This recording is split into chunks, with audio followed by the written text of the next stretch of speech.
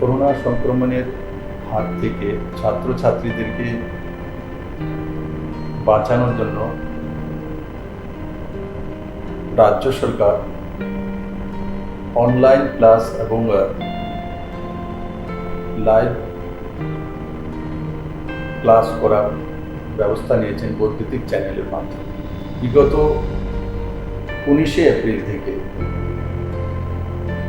শিক্ষা দপ্তর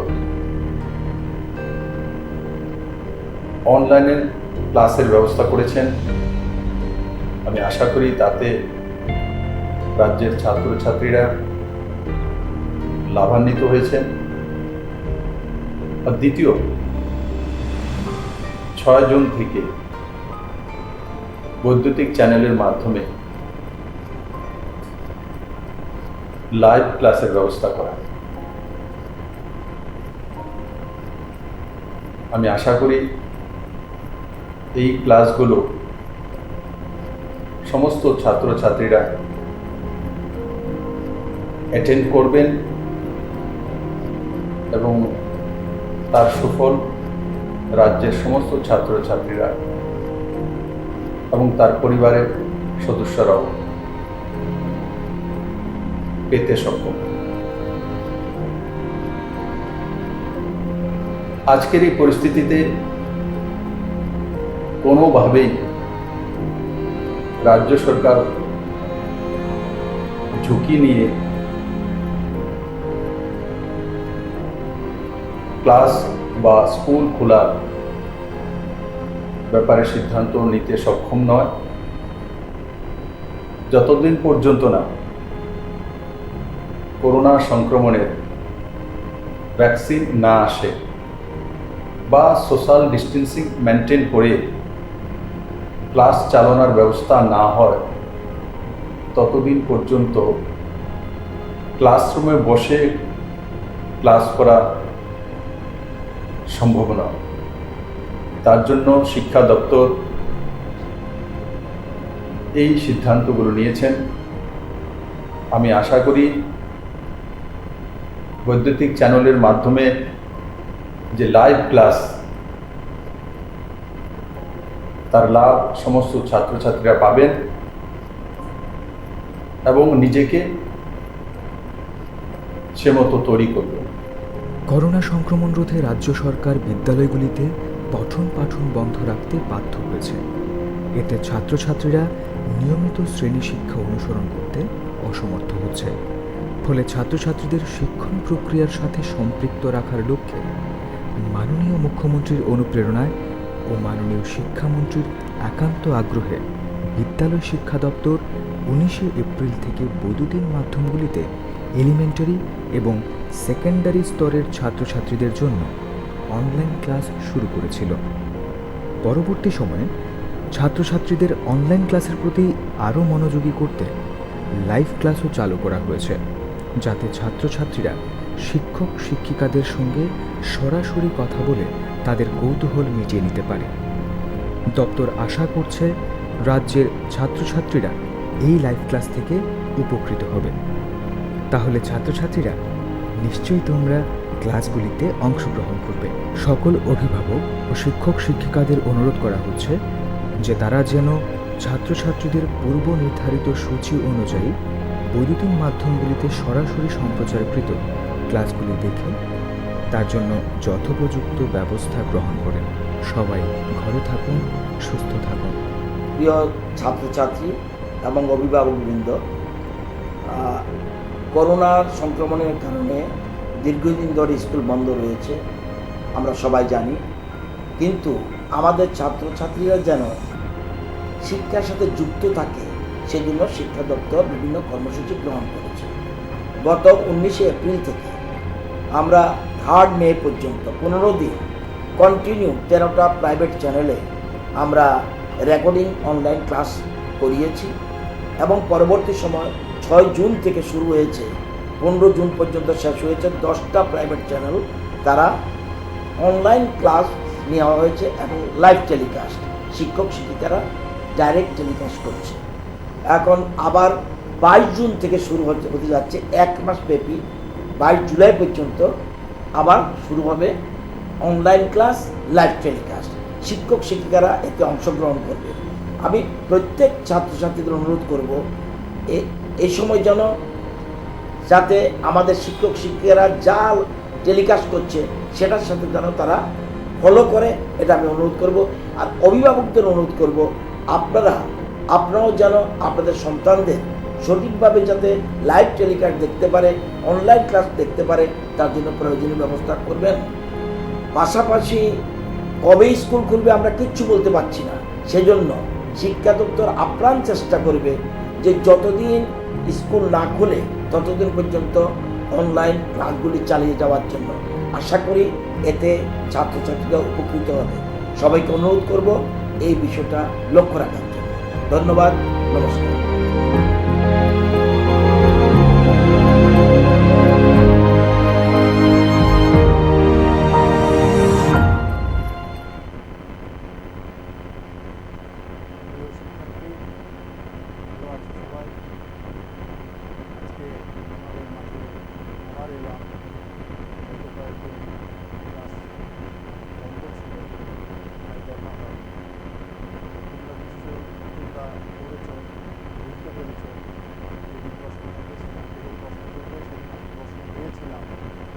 আজকে আরেকটা নতুন পড়া নিয়ে তোমাদের সামনে এসেছি।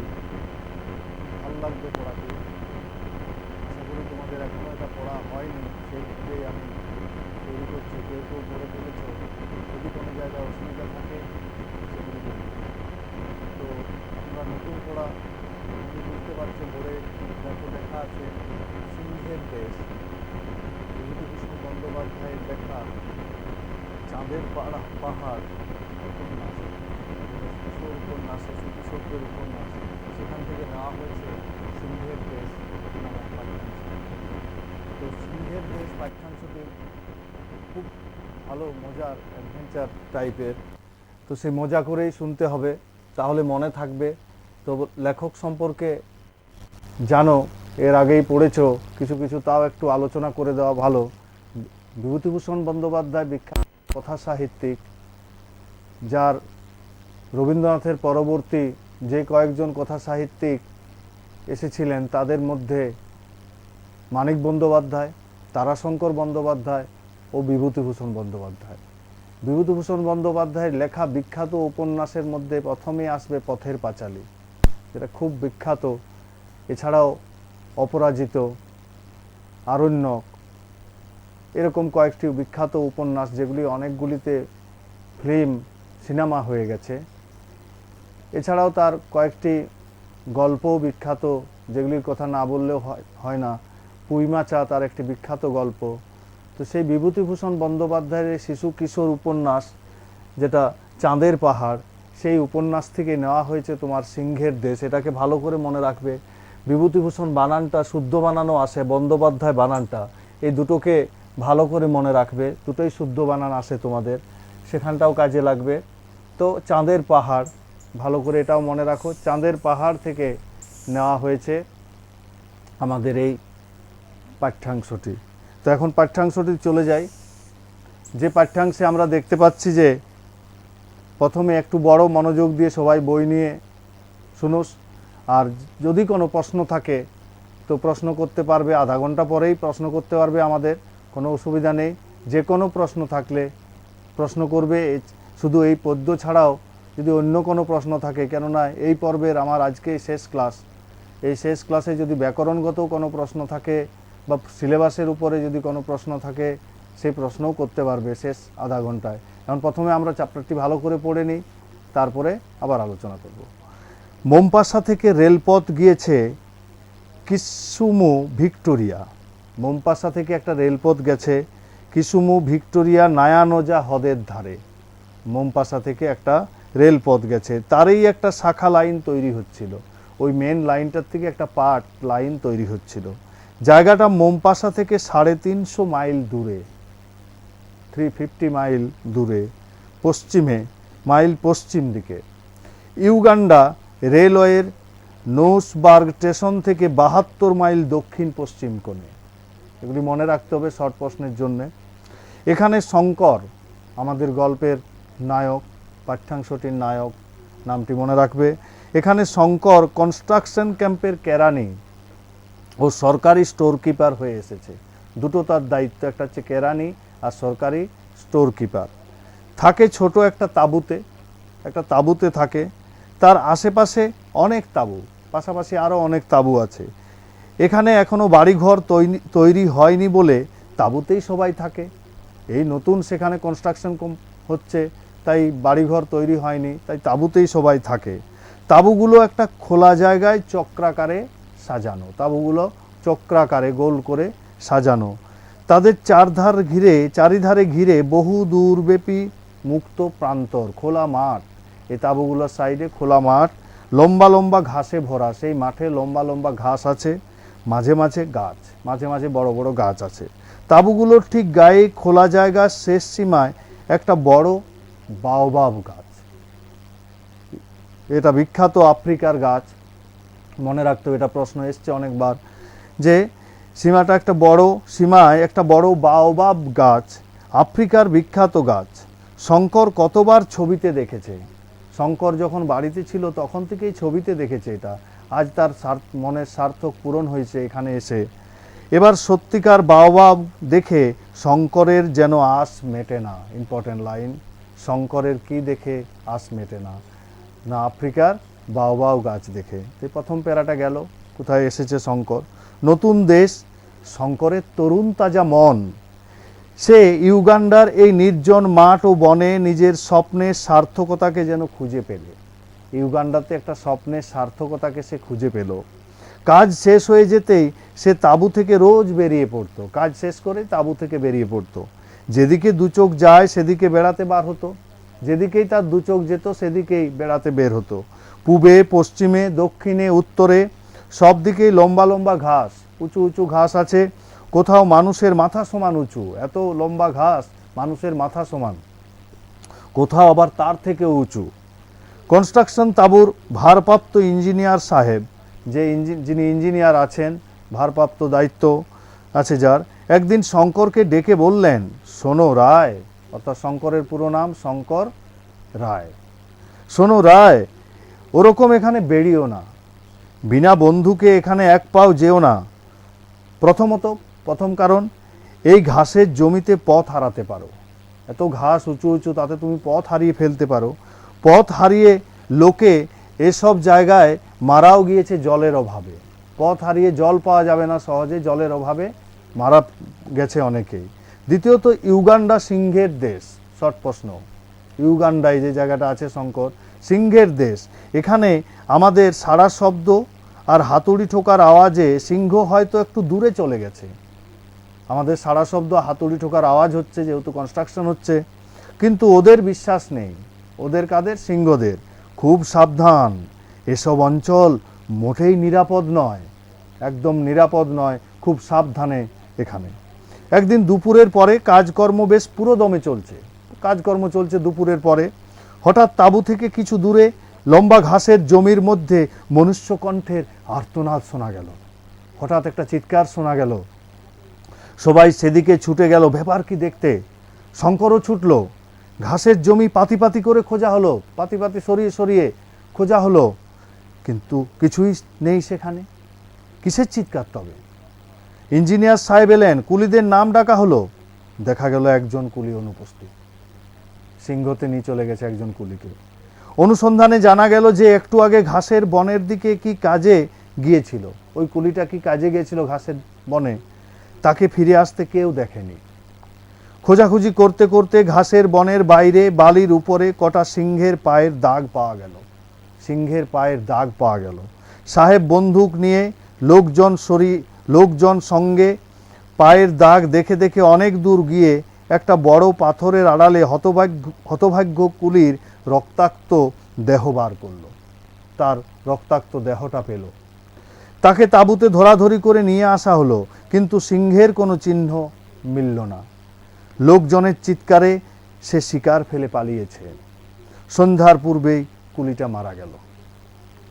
তাঁবুর চারিপাশের লম্বা ঘাস অনেক দূর পর্যন্ত কেটে সাফ করে দেওয়া গেল। তাঁবুর পাশাপাশি ঘাসগুলো কেটে সাফ পরিষ্কার করা গেল পরদিনেই। দিন কতক সিংহের কথা ছাড়া তাঁবুতে আর কোনো গল্প নেই, আর কোনো কিছুই গল্প শোনা যাচ্ছে না। তারপর মাসখানেক পরে ঘটনাটা পুরনো হয়ে গেল। সে কথা সকলের মনে চাপা পড়ে গেল। Important line. সে কথা আর কোনো আলোচনাই হলো না। কোন কথা? ওই সিংহের কথা। মনে রাখবে এই জায়গাটা ভালো করে। চাপা পড়ে গেল। কাজকর্ম আবার বেশ চলল। সেদিন দিনে খুব গরম, দিনের বেলায় প্রচণ্ড গরম। সন্ধ্যার একটু পরেই কিন্তু ঠান্ডা পড়ল। কুলিদের তাঁবুর সামনে অনেক কাঠ কুটো জ্বালিয়ে আগুন করা হয়েছে। সেখানে তাঁবুর সবাই গোল হয়ে গল্পগুজব করছে, গোল হয়ে বসে গল্পগুজব করছে। শঙ্করও সেখানে গেল। সে ওদের গল্প শুনছে এবং অগ্নিকুণ্ডের আলোতে কেনিয়া মর্নিং নিউজ পড়ছে। মনে রাখবে নামটা, কেনিয়ার মর্নিং নিউজ পেপার একটা পড়ছে। খবরের কাগজখানা 5 দিনের পুরনো। এখানে সহজে আসে না খবরের কাগজ। 5 দিনের পুরনো, এটাই পড়ে দেশ দুনিয়ার খবর শঙ্কর জানছে। কিন্তু এই জনহীন প্রান্তরে তবু এখানাতে বাইরের দুনিয়ার যা কিছু একটা খবর পাওয়া যায়। এই কেনিয়া মর্নিং নিউজে এটাতেই বাইরের একটু খবর পাওয়া যায়। তিরুমল আপ্পা বলে একজন মাদ্রাজি কেরানি, নামটা মনে রাখো, তিরুমল আপ্পা। মাদ্রাজি কেরানির সঙ্গে শঙ্করের খুব বন্ধুত্ব হয়েছিল। তিরুমল তরুণ যুবক, বেশ ইংরেজি জানে, মনেও খুব উৎসাহ। সে বাড়ি থেকে পালিয়ে এসেছে অ্যাডভেঞ্চারের নেশায়। এরকম জায়গা দেখার একটা নেশায় চলে এসছে এত দূরে। শঙ্করের পাশে বসে সে আজ সন্ধ্যা থেকে ক্রমাগত দেশের কথা, তার বাপ মায়ের কথা, তার ছোট বোনের কথা বলছে। ছোট বোনকে সে বড় ভালোবাসে। বাড়ি ছেড়ে এসে তার কথাই তিরুমলের বড় মনে হয়। তার বোনের কথাটাই তিরুমলের খুব মনে হয়। একবার সে দেশের দিকে যাবে সেপ্টেম্বর মাসের শেষে। এবার সে সেপ্টেম্বর মাসের শেষের দিকে যাবে। 1 মাস 2 ছুটি মঞ্জুর করবে না সাহেব? 2 মাস ছুটি নিশ্চয়ই সাহেব মঞ্জুর করবেন। ক্রমে রাত বেশি হলো, রাত অনেকটা হয়ে গেল। মাঝে মাঝে আগুন নিভে যাচ্ছে, আবার কুলিরা তাতে কাঠ কুটো ফেলে দিচ্ছে, আবার কুলিরা কাঠ ফেলে দিচ্ছে। আরও অনেকে উঠে শুতে গেল। রাত হয়ে যাচ্ছে, আস্তে আস্তে শুতে গেল। কৃষ্ণপক্ষের ভাঙা চাঁদ, কৃষ্ণপক্ষ অর্থাৎ অমাবস্যার পরবর্তী সময়ে 2টো পক্ষ আছে। একটা শুক্লপক্ষ মানে সাদা, তখন চাঁদ উঠে পূর্ণিমা হয়, বেশি চাঁদ থাকে। আর কৃষ্ণপক্ষ মানে অমাবস্যার আগে পরে, এই সময়ে চাঁদটি হয়তো পরে উঠে। কৃষ্ণপক্ষের ভাঙা চাঁদ ধীরে ধীরে দূর দিগন্তে দেখা গেল। সমগ্র প্রান্তর জুড়ে আলো আঁধারি, লুকোচুরির আর বুনো গাছের দীর্ঘ দীর্ঘ ছায়া, বনের ওই বাও গাছ, এইসব গাছের ছায়া। শঙ্করের ভারী অদ্ভুত মনে হচ্ছিল বহুদূর বিদেশের এই স্তব্ধ রাত্রির সৌন্দর্য। খুব ভালো লাগছিল এই দূর সৌন্দর্য। কুলিদের ঘরে একটা খুঁটিতে হেলান দিয়ে এক দৃষ্টে সে সম্মুখের বিশাল জনহীন তৃণভূমির আলো আঁধার মাথা রূপের দিকে চেয়ে চেয়ে কত কি ভাবছিল। সে কত কি দূর দেশের কথা ভাবছিল। ওই বাও গাছটার ওদিকে অজানা দেশের সীমা কেপটাউন পর্যন্ত বিস্তৃত। মধ্যে পড়বে কত পর্বত, অরণ্য, প্রাগৈতিহাসিক যুগের নগর জিম্বারি প্রাগৈতিহাসিক যুগের নগর, বিশাল ও বিভীষিকাময় কালাহারি মরুভূমি, হীরকের দেশ, সোনার খনির দেশ। একজন বড় স্বর্ণান্বেষী, যে স্বর্ণ খুঁজতে গিয়েছিল, পর্যটক যেতে যেতে হোঁচট খেয়ে পড়ে গেলেন। ভাবছে গল্পটা একটা, যে পাথরটাতে লেগে হোঁচট খেলেন সেটা হাতে তুলে ভালো করে পরীক্ষা করে দেখলেন তার সঙ্গে সোনা মেশানো রয়েছে, পাথরটায় স্বর্ণ মেশানো রয়েছে। সে জায়গায় বড় একটা সোনার খনি বেরিয়ে পড়ল। সে এ ধরনের কত গল্প সে পড়েছে দেশে থাকতে। Important line. এরকম গল্প সে কত পড়েছে দেশে থাকতে। এই সেই আফ্রিকা। এখন সেই দেশেই সে চলে এসছে এক সময় যেটা গল্পে পড়তো। সেই রহস্যময় মহাদেশ, সোনার দেশ, হীরের দেশ, কত অজানা জাতি, অজানা দৃশ্যাবলী, অজানা জীবজন্তু ও সীমাহীন ট্রপিক্যাল অরণ্যে আত্মগোপন করে আছে। কত কি আত্মগোপন করে আছে। কে তার হিসাব রেখেছে? এই সব হিসাব কে রেখেছে? কত কি ভাবতে ভাবতে শঙ্কর কখন ঘুমিয়ে পড়েছে। এইসব ভাবতে ভাবতে ঘুমিয়ে পড়েছে। হঠাৎ কিসের শব্দে তার ঘুম ভাঙল। সে ধর্মড় করে জেগে উঠে বসল। চাঁদ আকাশে অনেকটা উঠেছে। ধপধপে সাদা জ্যোৎস্না দিনের মতো পরিষ্কার। অগ্নিকুণ্ডের আগুন গিয়েছে নিভে। কুলিরা সব কুণ্ডলি পাকিয়ে আগুনের উপরে শুয়ে আছে। কোনো দিকে কোনো শব্দ নেই।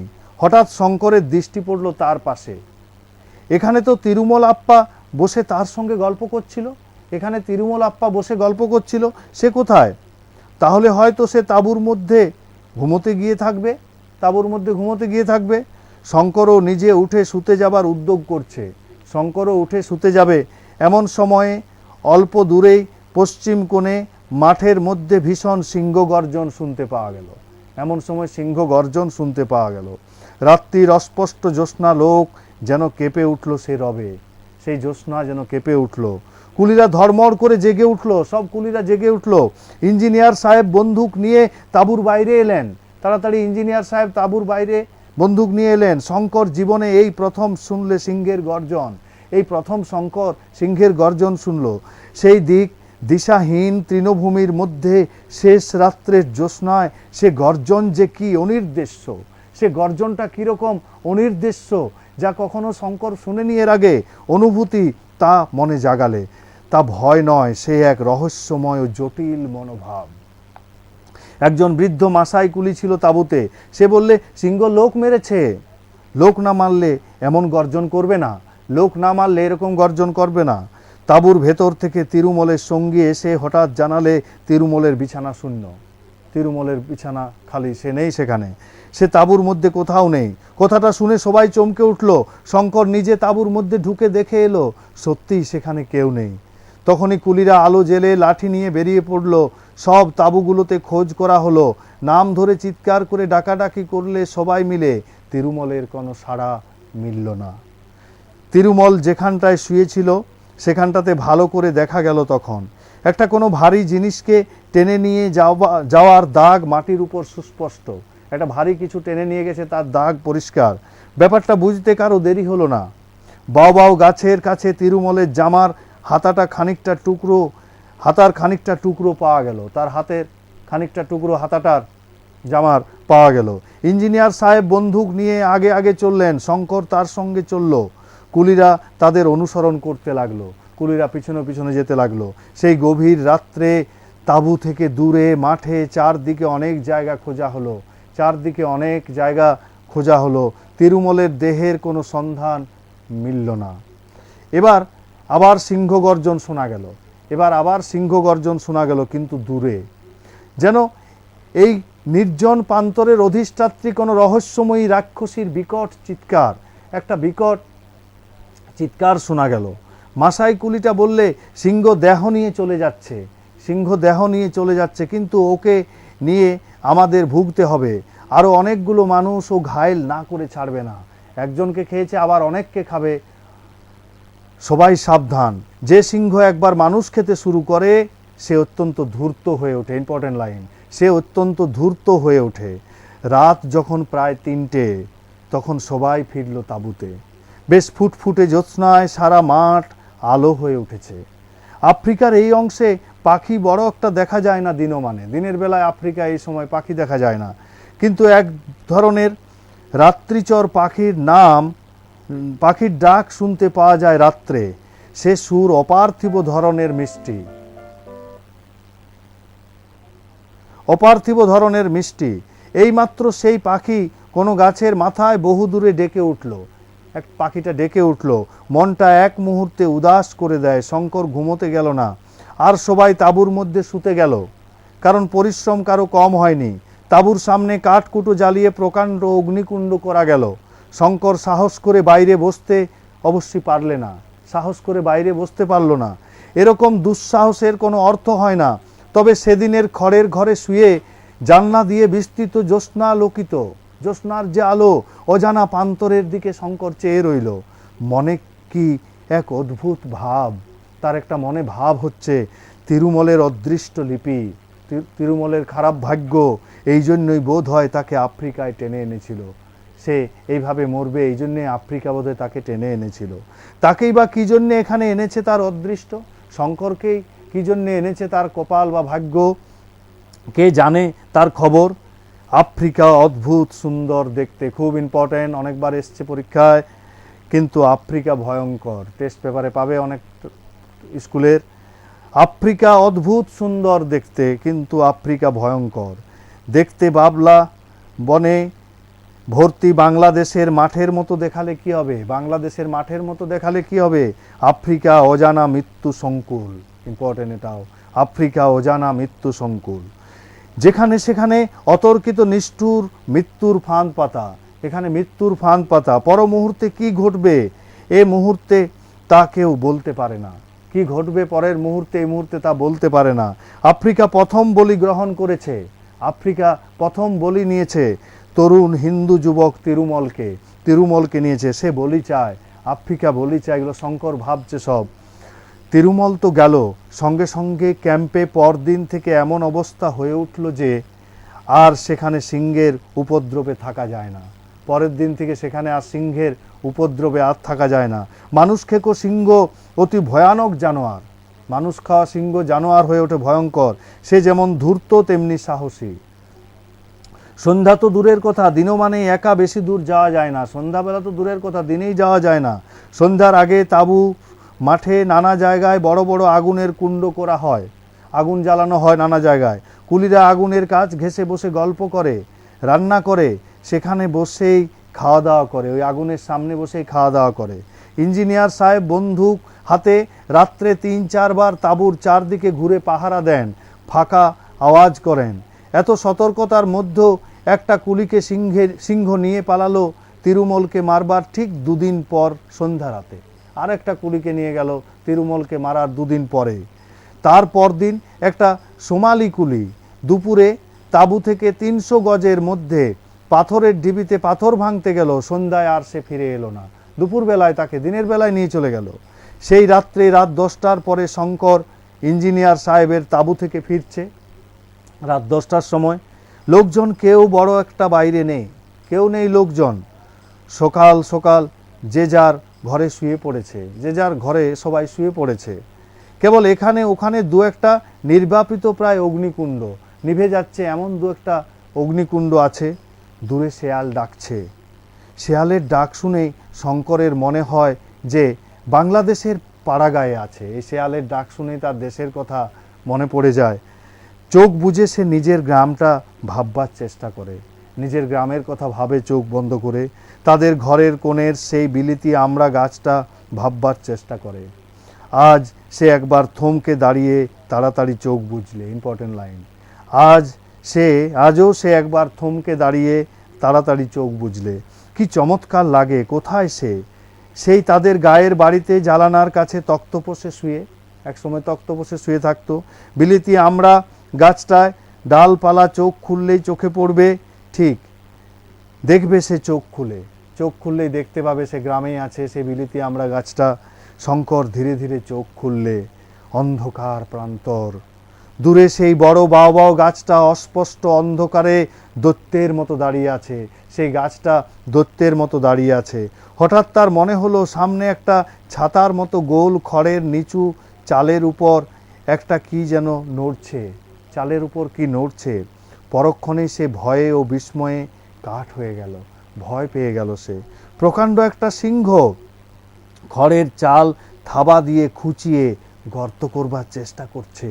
ও মাঝে মাঝে নাকটা চালের গর্তের কাছে নিয়ে গিয়ে কিসের যেন ঘ্রাণ নিচ্ছে, গন্ধ নিচ্ছে কিসের। তার কাছ থেকে চালাটার দূরত্ব বড় জোর 20 হাত দূরে সিংহ চালের উপরে আছে।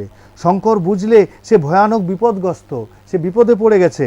সিংহ চালার খড় খুঁচিয়ে গর্ত করতে ব্যস্ত, সিংহ চালার খড় খুঁচিয়ে গর্ত করতে ব্যস্ত হয়ে আছে। সেখান দিয়ে ঢুকে সে মানুষ নেবে, সেইখান দিয়ে ঢুকবে। শঙ্করকে সে এখনো দেখতে পায়নি। তাঁবুর বাইরে কোথাও লোক নেই। সিংহের ভয়ে বেশি রাত্রে কেউ বাইরে থাকে না। নিজে সে সম্পূর্ণ নিরস্ত, একগাছা লাঠি পর্যন্ত নেই হাতে। সে এখন কি করবে? শঙ্কর নিঃশব্দে পিছু হটতে লাগলো ইঞ্জিনিয়ারের তাঁবুর দিকে। আস্তে আস্তে শঙ্কর ইঞ্জিনিয়ারের তাঁবুর দিকে যাচ্ছে। সিংহের দিকে চোখ রেখে রেখে পিছনে পিছনে পিছিয়ে যাচ্ছে। 1 মিনিট 2 মিনিট নিজের স্নায়ুমণ্ডলীর উপর কোনো শ্বাস টাস না নিয়ে আস্তে আস্তে স্নায়ুমণ্ডলীর উপর যে তার এত কর্তৃত্ব ছিল তা এর আগে শঙ্কর জানতো না। সিংহ তা বই বুঝতে পারবে। একটা ভীতিসূচক শব্দ তার মুখ দিয়ে বেরোলো না। ভয় পেলে যেরকম হয় সেরকম শব্দ বেরোলো না। সে হঠাৎ পিছু ফিরে দৌড় দেবার চেষ্টা করলে না, দৌড়ানোরও চেষ্টা করলো না, দৌড়ালে তো সিংহ ঝাঁপিয়ে তাকে ধরবে। ইঞ্জিনিয়ারের তাঁবুর পর্দা উঠিয়ে সে ঢুকে দেখলে সাহেব টেবিলে বসে তখনও কাজ করছে। সাহেব ওর রকম সকম দেখে বিস্মিত হয়ে কিছু জিজ্ঞেস করবার আগেই সে বললে, সাহেব, সিংহ। সাহেব লাফিয়ে উঠল, কই, কোথায়? বন্দুকের রেকে একটা 375 375 ম্যানলিকার রাইফেল ছিল। সাহেব সেটা নামিয়ে নিলে। রাইফেলটা মনে রাখো, নাম্বারটা 375। শঙ্করকে আর একটা রাইফেল দিলে। দুজনে তাঁবুর পর্দা তুলে আস্তে আস্তে বাইরে এলো। একটু দূরেই কুলি লাইনের সেই গোল চালা, কিন্তু চালার উপর কোথায় সিংহ?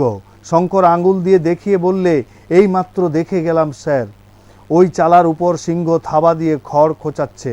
সাহেব বললে, পালিয়েছে, জাগাও সবাইকে। একটু পরে তাঁবুতে মহা শোরগোল পড়ে গেল, চিৎকার চেঁচামেচি পড়ে গেল। লাঠি, সড়কি, গাতি, মুগুর, বিভিন্ন রকম যা কিছু কাজ করার জিনিস সেইগুলো নিয়েই মুগুর কুলির দল হল্লা করে নিয়ে বেরিয়ে পড়ল। খোঁজ খোঁজ চারদিকে। খড়ের চালে সত্যি ফুটো দেখা গেল, খড়ের চালে ফুটো দেখা গেল, সিংহের পায়ের দাগও পাওয়া গেল। কিন্তু সিংহ উধাও হয়েছে, সিংহ চলে গেছে। আগুনের কুণ্ডে বেশি করে কাঠ ও শুকনো খড় ফেলে আগুন আবার জ্বালানো হলো, আবার আগুন জ্বালানো হলো। সে রাত্রে অনেকের এই ভালো ঘুম হলো না, আর কেউ সে রাত্রে ঘুমোতে পারল না।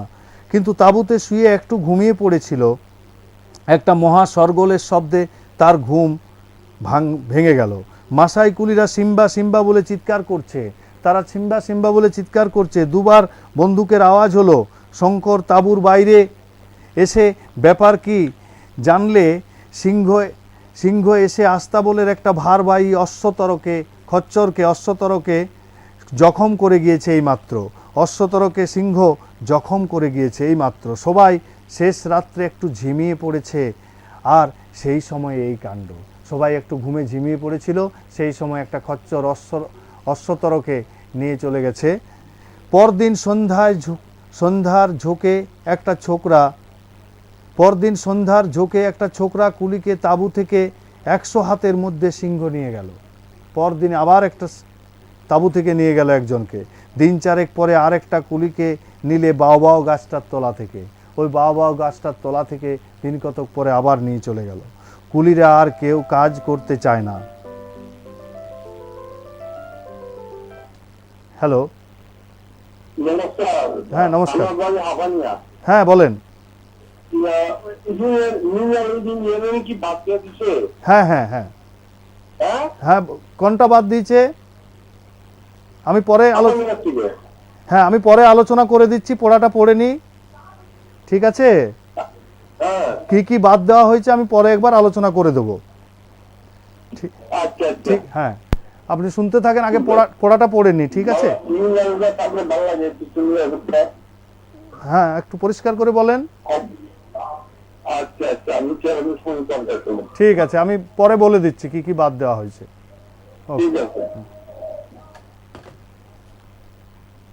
হ্যাঁ, সিলেবাসটার কথা জানতে চাইছিলেন, তো কি কি বাদ দেওয়া হয়েছে আমি পরে বলে দিচ্ছি, এখন পড়াটাকে শুনে নাও সবাই ভালো করে। পরদিন সন্ধ্যার ঝোঁকে একটা ছোকরা কুলিকে তাঁবু থেকে 100 হাতের মধ্যে নিয়ে গেল। দিন চারেক পরে আর একটা কুলিকে নিলে বাও গাছটার তলা থেকে। কুলিরা আর কেউ কাজ করতে চায় না। লম্বা লাইনে গাতিওয়ালা কুলিদের অনেক সময়ে খুব ছোট দলে ভাগ করে কাজ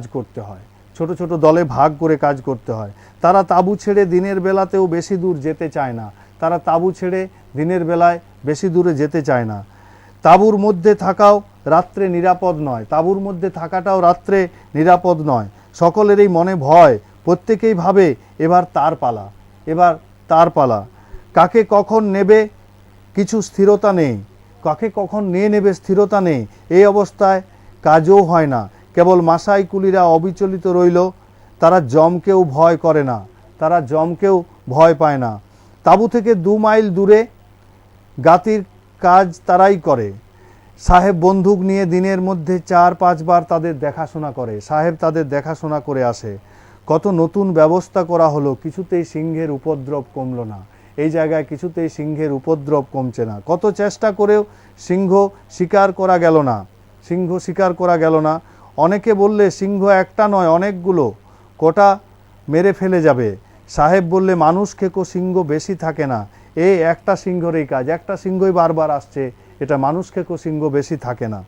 একদিন সাহেব শঙ্করকে ডেকে বললে বন্দুকটা নিয়ে গাতিদার কুলিদের একবার দেখে আসতে। শঙ্করকে সাহেব বলল। শঙ্কর বললে সাহেব তোমার ম্যানলিকারটা দাও। সাহেব রাজি হলো। শঙ্কর বন্দুক নিয়ে একটা অশ্বতরে চড়ে রওনা হলো। তাঁবু থেকে মাইল খানেক দূরে এক জায়গায় একটা ছোট জল জমে আছে, জল আছে সেই জায়গায়। শঙ্কর দূর থেকে জলাটা যখন দেখতে পেয়েছে তখন বেলা প্রায় 3টে, তখন বেলা 3টে হয়ে গেছে। কেউ কোনো দিকে নেই। রোদের ঝাঁঝ মাঠের মধ্যে তাপ তরঙ্গের সৃষ্টি করছে। হঠাৎ অশ্বতর থমকে দাঁড়িয়ে গেল। অশ্বতরটা থমকে দাঁড়িয়ে গেল, আর কিছুতেই সেটা এগিয়ে যেতে চায় না। সে বুঝতে পেরেছে কিছু একটা আছে। শঙ্করের মনে হলো জায়গাটার দিকে যেতে অশ্বতরটা ভয় পাচ্ছে। একটু পরে পাশের ঝোপে কি যেন একটা নড়ল, কিন্তু সেদিকে চেয়ে সে কিছু দেখতে পেল না। সে অশ্বতর থেকে নামলো, তবু অশ্বতর নড়তে চায় না। হঠাৎ শঙ্করের শরীরে যেন বিদ্যুৎ খেলে গেল। ঝোপের মধ্যে সিংহ তার জন্য ওত পেতে বসে নেই তো? অনেক সময়ে এরকম হয়, সে জানে। সিংহ পথের পাশে ঝোপে ঝাড়ের মধ্যে লুকিয়ে অনেক দূর পর্যন্ত নিঃশব্দে তার শিকারের অনুসরণ করে। নির্জন স্থানে সুবিধা বুঝে তার ঘাড়ের উপর লাফিয়ে পড়ে। যদি তাই হয়, শঙ্কর অশ্বতর নিয়ে আরও এগিয়ে যাওয়া উচিত বিবেচনা করলে না। ভাবলে তাঁবুতে ফিরেই যাই। সবে সে তাঁবুর দিকে অশ্বতরের মুখটা ফিরিয়েছে, এমন সময় আবার ঝোপের মধ্যে কি একটা নড়ল। সঙ্গে সঙ্গে ভয়ানক সিংহগর্জন এবং একটা ধূসর বর্ণের বিরাট দেহ সশব্দে অশ্বতরের উপর এসে পড়ল। শঙ্কর তখন হাত চারেক এগিয়ে আছে। সে তখনই ফিরে দাঁড়িয়ে বন্দুক উঁচিয়ে উপরে দুবার গুলি করলে। গুলি লেগেছে কিনা বোঝা গেল না, কিন্তু তখন অশ্বতর মাটিতে লুটিয়ে পড়েছে। ধূসর বর্ণের জানোয়ারটা পলাতক। শঙ্কর পরীক্ষা করে দেখলে অশ্বতরের কাঁধের কাছে অনেকটা মাংস ছিন্ন ভিন্ন, রক্তে মাটি ভেসে যাচ্ছে। যন্ত্রণায় সেটা ছটপট করছে। শঙ্কর এক গুলিতে তার যন্ত্রণার অবসান করলে। অশ্বতরটাকে মেরে ফেললো, সে যন্ত্রণা পাচ্ছিল। তারপর সে তাঁবুতে ফিরে এলো। সাহেব বললে সিংহ নিশ্চয়ই জখম হয়েছে। বন্দুকের গুলি যদি গায়ে লাগে তবে দস্তুর মতো জখম তাকে হতেই হবে। কিন্তু গুলি লেগেছিল তো? শঙ্কর বললে গুলি লাগালাগির কথা সে বলতে পারে না, বন্দুক ছুঁড়েছিল এই মাত্র কথা।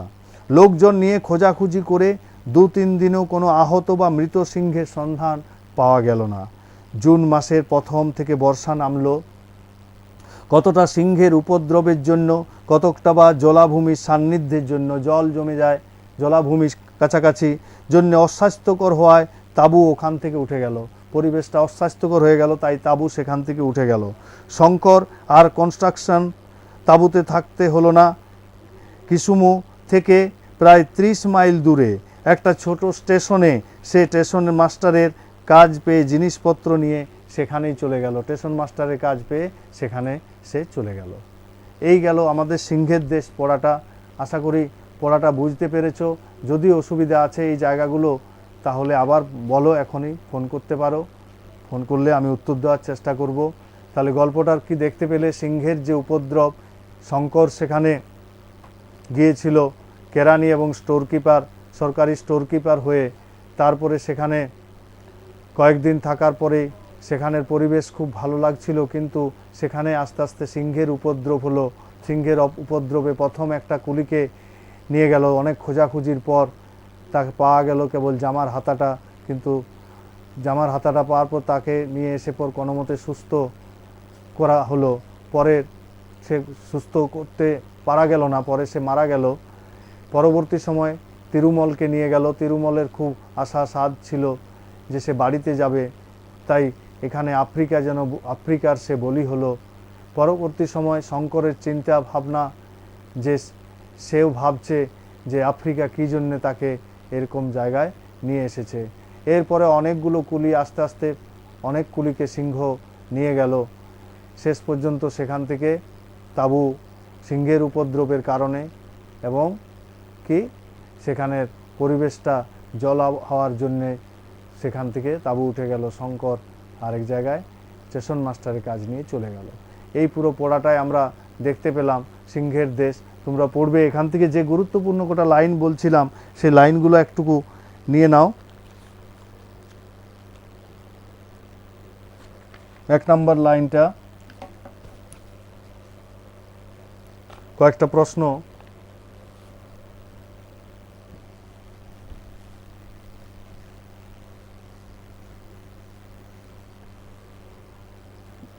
এক নম্বর প্রশ্ন, খুব ইম্পর্টেন্ট প্রশ্নটা, আফ্রিকা অদ্ভুত সুন্দর দেখতে। আফ্রিকা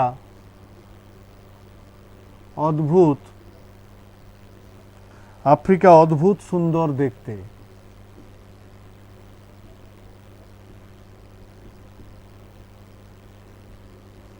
অদ্ভুত সুন্দর দেখতে, কিন্তু আফ্রিকা ভয়ঙ্কর। কিন্তু আফ্রিকা ভয়ঙ্কর।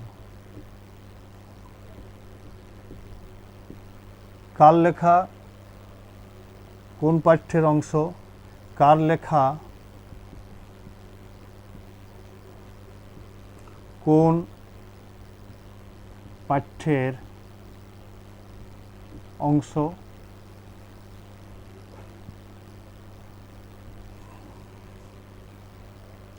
প্রসঙ্গ উল্লেখ করো, প্রসঙ্গ উল্লেখ করো।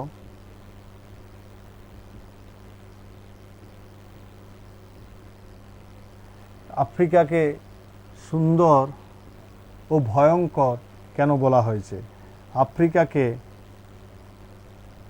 আফ্রিকাকে অদ্ভুত সুন্দর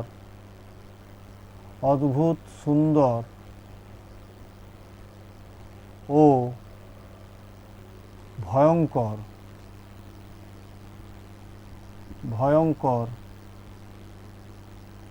কেন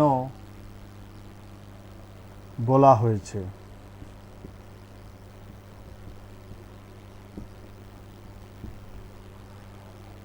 1 + 2 + 2, এই একটা খুব ইম্পর্টেন্ট লাইন। আরেকটা লিখে নাও, আফ্রিকা অজানা মৃত্যু সংকুল। 2 নম্বর,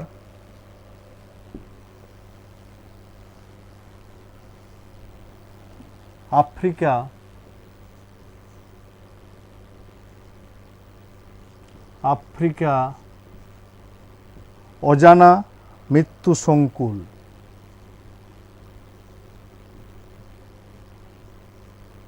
মৃত্যু সংকুল।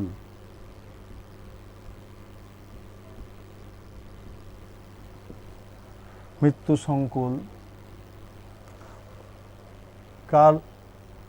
কার লেখা,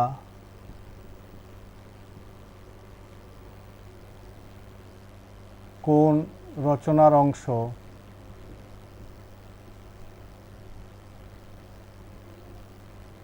রচনার অংশ। বক্তাকে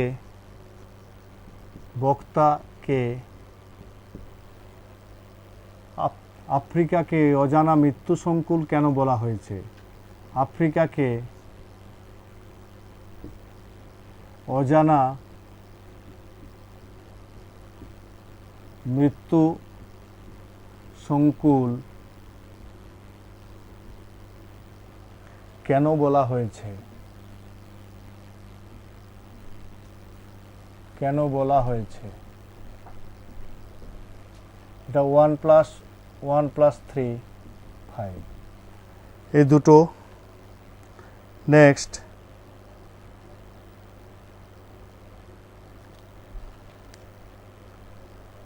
এই সেই আফ্রিকা, সেই রহস্যময় মহাদেশ।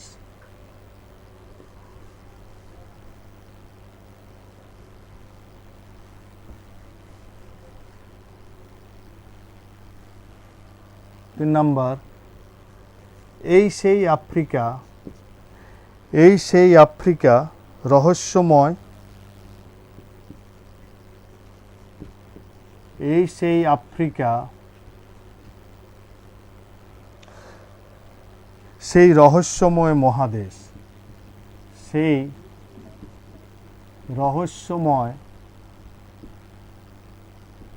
মহাদেশ?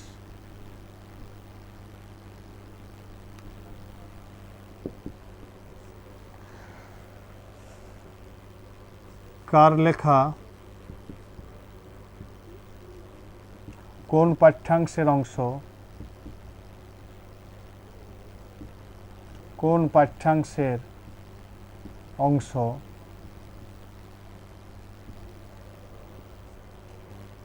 উৎস কি? উৎস কি? আফ্রিকাকে রহস্যময় মহাদেশ কেন বলা হয়েছে? এখানে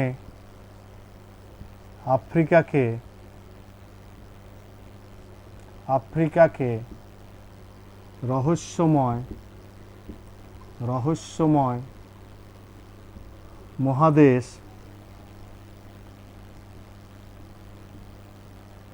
কেন বলা হয়েছে?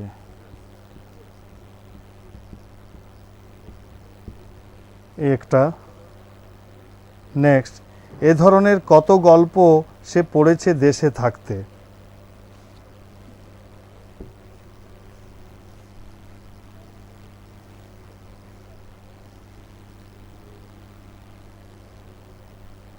চার নাম্বার,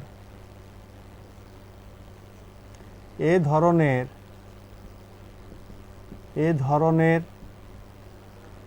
কত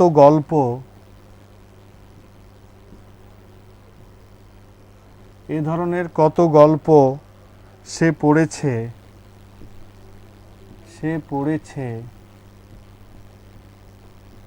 দেশে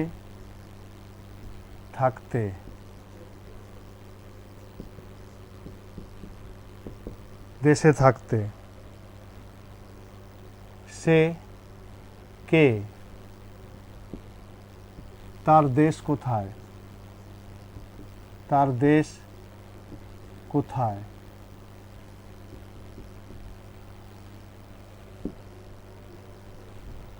তার দেশ কোথায়?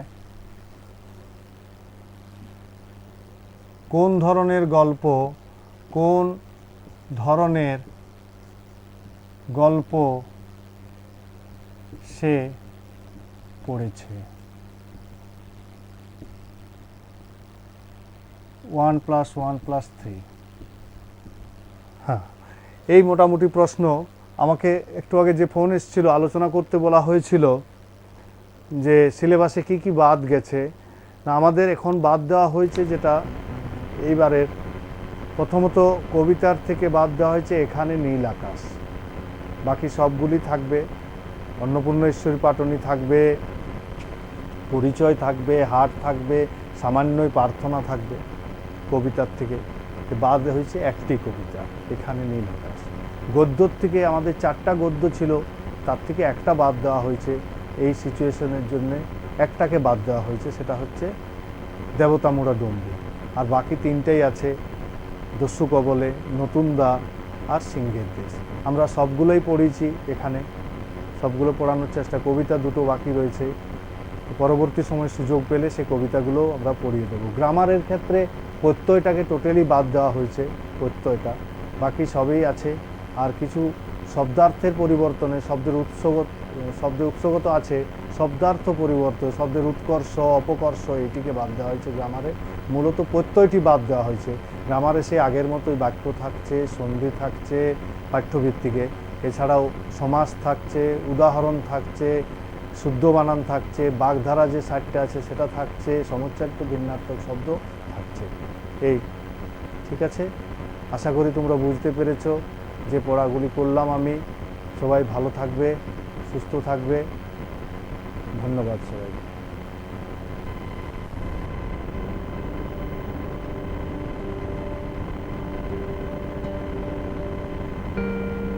করোনা সংক্রমণের হাত থেকে ছাত্রছাত্রীদেরকে বাঁচানোর জন্য রাজ্য সরকার অনলাইন ক্লাস এবং লাইভ ক্লাস করার ব্যবস্থা নিয়েছেন বৈদ্যুতিক চ্যানেলের মাধ্যমে। বিগত 19শে এপ্রিল থেকে শিক্ষা দপ্তর অনলাইনে ক্লাসের ব্যবস্থা করেছেন। আমি আশা করি তাতে রাজ্যের ছাত্রছাত্রীরা লাভান্বিত হয়েছেন।